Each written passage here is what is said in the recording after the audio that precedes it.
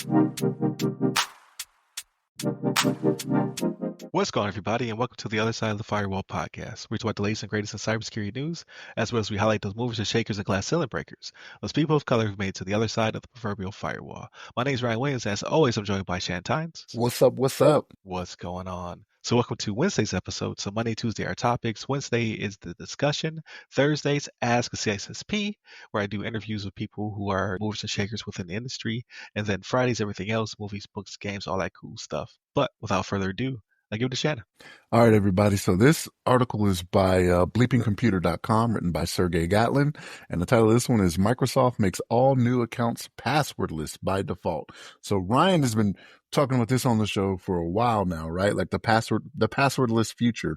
Well, it's the passwordless present when it comes to Microsoft now, right? So any new passwords going forward now are going to be passwordless through Microsoft. They're going to do the whole passkey thing, right? So like it's one of those passwordless by default is what they call it, right? But it's going to be a matter of you using, and I've seen this already in action, right? Whether you use like fingerprint reader, facial recognition, right? And then some type of PIN, and they're making it to where this is going to be the default for them going forward, right? So, and they've been, and like, just because they're just now starting this, I want to say they started it in March of this year, maybe April. I'm trying to remember what it was. It was within the last couple months. This is something they've been looking forward to for a while, right? So like, I know as far back as November of last year, right? So we're talking 6 months, 7 months-ish. They had been looking into having third parties doing passkeys, right? So like, this is not something new. That like Windows 11 support, third party passkey thing, like I said, back in November, they've been working on this, but it's here now, folks. And like, this is a better way to do things, right? Like when you have so many usernames and passwords, like these bad actors are getting so great at social engineering or just hacking in to get those types of things. And people just write them down, right? Or they keep them somewhere that's not secure, right? Now, I'm not sitting here saying the passkeys are 100%.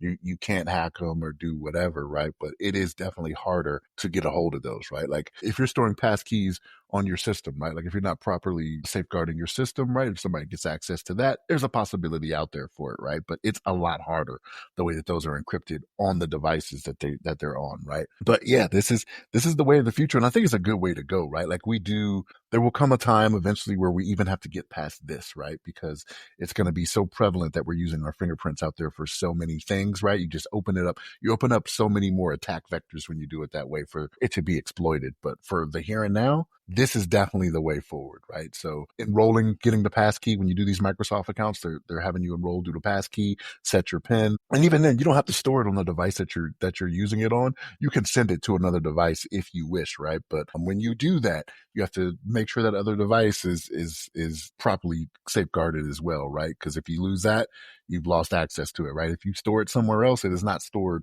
on the device you're trying to log into. You have to have that other one. But yeah, passkey authentication for Microsoft accounts, it's here, right? Passwordless future is passwordless present now. But Ryan, what's your thoughts on this? I am so happy. We're almost there, people. We're so close. Like, and there will inevitably be some hiccups, right? Like and some for unforeseen exploits and vulnerabilities and things of that nature. However, we are trash with passwords. Like we're not good at it, people. All right, like we're storing them in spreadsheets. We're putting them under our keyboards. It's an information assurance nightmare. If you ever worked in any piece of IA, you hate passwords. And you're disappointed in your users because you're just not good at doing it. Like the DoD, I would say it's been. Obviously I'm biased, but they've always been the best at it because of just how encumbered the system is, right? Like you need I don't even know what it is now. When I left, it was 15 characters, uppercase, lowercase, special characters, can't repeat, can't have been used the past 15,000 times, and you have to change it every I don't know, 90 seconds. 90 days.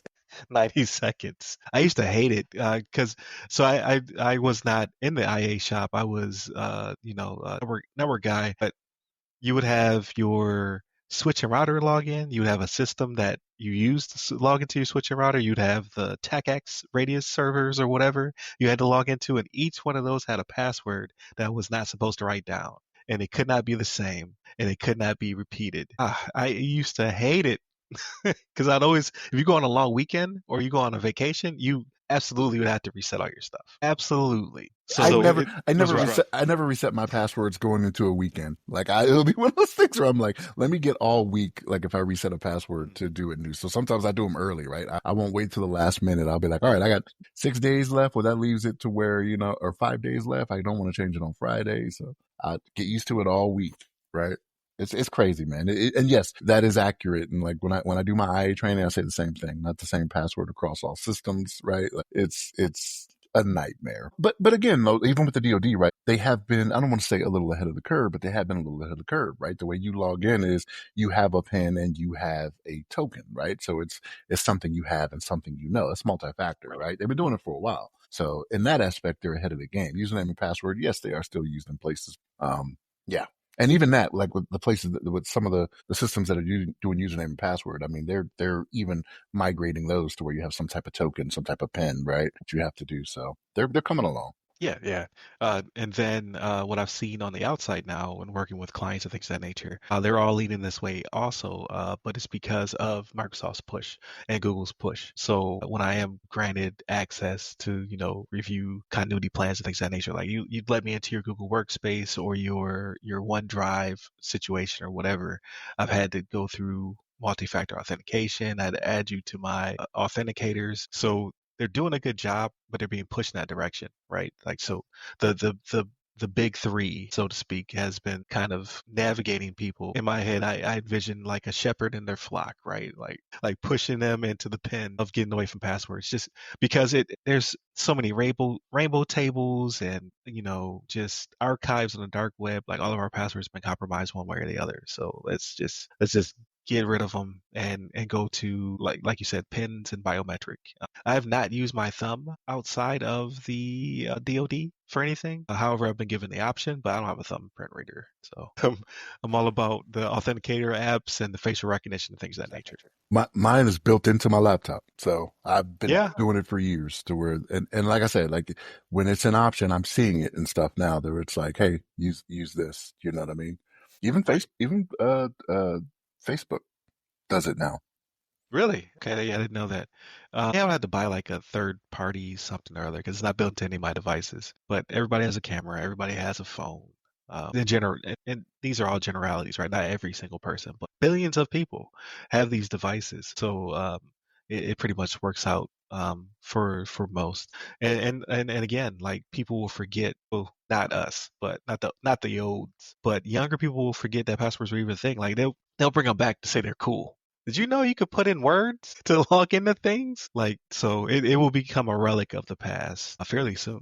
Like, I Yeah. think FIDO, which stands for, what is it, Fast Identity Online? Is that what FIDO stands for? I believe so. Yes, Fast Identity Online Alliance. So the FIDO has been pushing this for some time now, right? Microsoft's a member of FIDO, and yeah, we're going to be passkeys and moving on to the next thing until quantum computing breaks everything, and hopefully the far future. Even though I don't think it's that far away. Shannon I shaking his don't head. either. I really don't. Like I think we're so much closer than we think we are. We keep seeing it where people say 5 to 10 years. I'm like, man, if it happens in 3, don't be surprised. Right. I mean, you have Google. I think they have the Willow chip is their thing. You have Microsoft. I forget what they call theirs. Their quantum chip. Like there's several like you can go down a rabbit hole. Like I don't quite understand all of quantum computing, right? I'm not a scientist. I'm not good with math, things of that nature. Like but I get the concept, but there's so many different variations of how they can get there. We're gonna get there fairly soon. Like it's pretty crazy. And then we'll like, well, Shannon, being in the Department of Defense and IA space, you guys are gonna have to go through some leaps and bounds. Once Type 1 encryption is broken, it's gonna be on and popping. But I have no idea what we're gonna do out here on outside as in the private sector. Like, it's gonna be crazy. But again, that's future Ryan and Shannon's problem to deal with. We'll take that when it comes. But I think this for now will keep us safe for a decade. Maybe. So continue to check us out. Again, Monday, Tuesday, Wednesday, and Friday we have episodes, right? And then Thursdays I have interviews. So Monday, Tuesday are topics, Wednesday discussion, Thursdays ask a CISSP, Fridays everything else, movies, books, games, all that cool stuff. Hit up all the websites that go by our name, the other side of the firewall, the other side of the FW, ask a CISSP, or ramcyber.io. You can hit me up personally. I'm at RyRy Security Guy. That's RYRY Security Guy. You can find me pretty much everywhere, but LinkedIn is where I'm most active. Stay safe, stay secure.